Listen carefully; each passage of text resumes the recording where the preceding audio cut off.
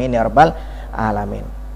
Ya, bahkan pernah dikisahkan ya, ada seorang perempuan yang bekerja, perempuan muslimah yang pernah bekerja di Amerika, yang dimana perempuan tersebut pernah lembur ya, akhirnya dia pulang jam 12 malam ya, lembur karena terlalu malam, tidak ada kendaraan umum ya, kendaraan umum pada waktu itu sudah tidak beroperasi ya, pada jam malam. Akhirnya perempuan tersebut pulang ke rumahnya dengan jalan kaki dari kantornya, perempuan muslimah ini yang ada di Amerika ini ya. Dia kalau berjalan di jalan lewat jalan utama lebih aman, cuma jaraknya agak jauh. Tapi jika dia lewat lorong-lorong atau jalan tikus, lebih cepat jarak ke rumahnya, tapi tidak aman karena banyak para preman-preman, pemuda-pemuda berandal pada waktu itu ya.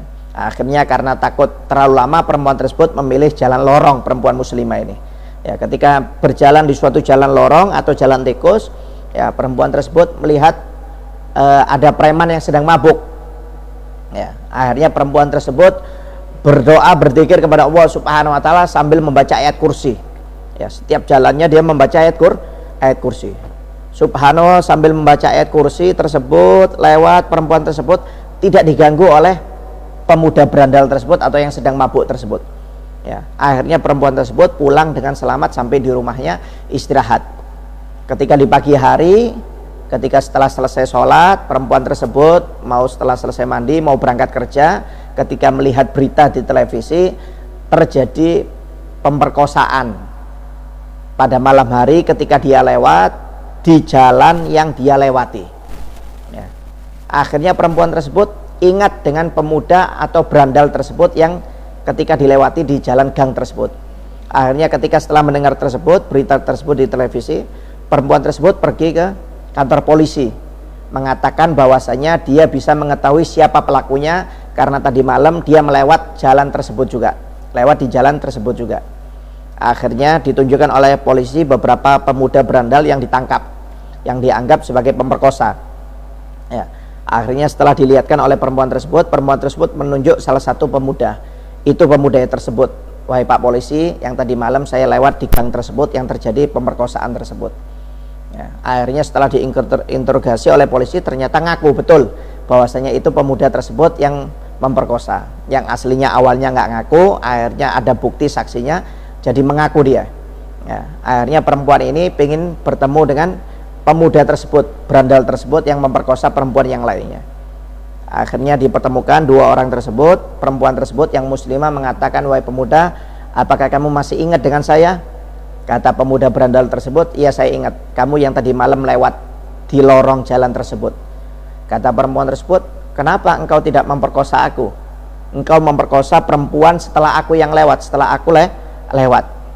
Dijawab oleh pemuda tersebut, gimana saya mau memperkosa kamu, gimana saya mau mengganggu kamu, karena saya melihat engkau kanan kirimu ada pengawalnya, orang yang badannya besar-besar. Akhirnya aku tidak berani mengganggu engkau. Kata perempuan tersebut, tidak, aku hanya berjalan sendirian. Kata pemuda tersebut, tidak, kalau kamu memang jalan sendirian, kamu sudah saya ganggu, mungkin sudah saya perkosa. Tapi karena kamu di kanan kirimu ada penjaga laki-laki yang besar badannya, makanya saya tidak berani mengganggu engkau. Jangankan memperkosa kamu, mengganggu engkau saya tidak berani, karena ada bodyguard yang besar-besar di samping kanan dan kirimu tersebut. Akhirnya perempuan tersebut menangis. Ternyata perempuan tersebut dijaga oleh Allah Subhanahu wa taala berkat bacaan ayat kursi.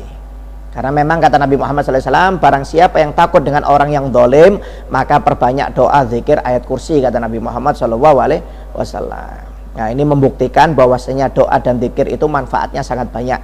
Oleh karena itu minimal tiap habis sholat 5 waktu kita selalu berdoa, berzikir kepada Allah Subhanahu wa taala. Mudah-mudahan wabah ini jauh dari keluarga kita, dari kawan kita, dan cepat diangkat oleh Allah Subhanahu wa taala. Amin ya rabbal alamin. Kemudian cara yang kedua yang dianjurkan oleh Nabi Muhammad SAW adalah untuk memperbanyak sodakoh ya. Kata Nabi Muhammad SAW, as-sodakotu tadfa'ul bala, bahwasanya sodakoh itu bisa menolak atau mencegah bala, turunnya bala atau musibah, kata Nabi Muhammad SAW ya. Oleh karena itu kalau kita takut mungkin wabah ini bisa turun kepada kita, keluarga kita, oleh karena itu dianjurkan untuk memperbanyak sodakoh, kata Nabi Muhammad SAW, supaya kita, keluarga kita, kawan-kawan kita semuanya dijauhkan dari wabah ini. Ya, ini adalah anjuran dari Nabi Muhammad SAW. Ya, bahkan Al-Habib Ali Masyhur, kakaknya Habib Umar bin Hafid, pernah bercerita bahwasanya dulu pernah diriwayatkan, kalau nggak salah adalah Imam Sya'roni. Ya, Imam Sya'roni ini adalah ulama besar, yang dimana Imam Sya'roni ini punya murid dari kalangan manusia dan jin. Ya. Jadi waktu itu murid Imam Sya'roni dari kalangan jin ini minta izin kepada Imam Sya'roni untuk keluar dari kotanya. Ditanya oleh Imam Sya'roni, kenapa engkau ingin keluar kota, ingin absen dari majelisku selama 10 hari, kata Imam Sya'roni. Jadi jin ini minta izin kepada Imam Sya'roni untuk tidak hadir pengajiannya, untuk berangkat keluar kota selama 10 hari. Akhirnya jin tersebut mengatakan bahwasanya aku mendengar kabar bahwasanya di kota ini, wahai Imam, akan terjadi wabah. Ya, akan terjadi wabah selama 10 hari. Makanya saya minta izin kepada kamu untuk keluar selama 15 hari. Ya, karena akan terjadi wabah selama 10 hari dan yang akan meninggal sebanyak 6.000 orang. Termasuk kamu, wahai Imam Sya'roni. Aku mendengar kabar dari langit, kota ini akan terkena wabah selama 10 hari. Kemudian yang meninggal 6.000 orang dan engkau juga ikut meninggal nanti, wahai Imam Sya'roni. Ya, makanya saya minta izin supaya saya keluar dari kota ini supaya tidak terkena wabah. Akhirnya oleh Imam Sya'roni diizinkan, ya, muridnya dari kalangan jin ini untuk keluar, untuk tidak hadir pengajiannya selama 15 hari. Ya, selama 15 hari. Akhirnya keluar. Ya, keluar jin tersebut selama 15 hari. Ya, ternyata wabah yang terjadi bukan 10 hari, tapi 14 hari. Ya, 14 hari. Ya. Hari ke-15-nya jinnya datang. Murid-muridnya ini datang, Imam Sya'roni, muridnya Imam Sya'roni dari kalangan jin ini datang. Setelah hari ke-15, ternyata wabahnya yang terjadi bukan 10 hari, 14 hari. Bahkan yang meninggal bukan 6.000 orang, tapi 12.000 orang yang meninggal.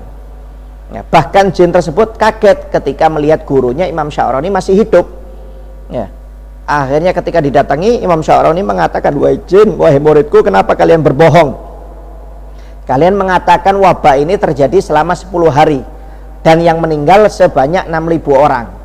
Ternyata wabah ini terjadi selama 14 hari dan yang meninggal 12.000 orang. Dan saya juga tidak meninggal. Kenapa kamu mengatakan saya meninggal dari kalangan 6.000 orang tersebut yang terjadi wabah selama 10 hari? Ternyata wabahnya 14 hari yang terjadi dan yang meninggal 12.000 orang. Ya. Akhirnya kata jin tersebut, wahai guruku Imam Sya'roni, aku mendengar kabar bahwasanya memang wabah tersebut menyebabkan 6.000 orang yang meninggal. Cuma sisanya yang 6.000 itu adalah meninggal karena ketakutan. Ya, sisa-sisanya itu karena ketakutan. Jadi wabahnya itu hanya 10 hari, wahai guru. Tapi 4 hari kemudian itu banyak orang yang takut gara-gara banyak yang meninggal, akhirnya mereka ketakutan, akhirnya ikut meninggal juga.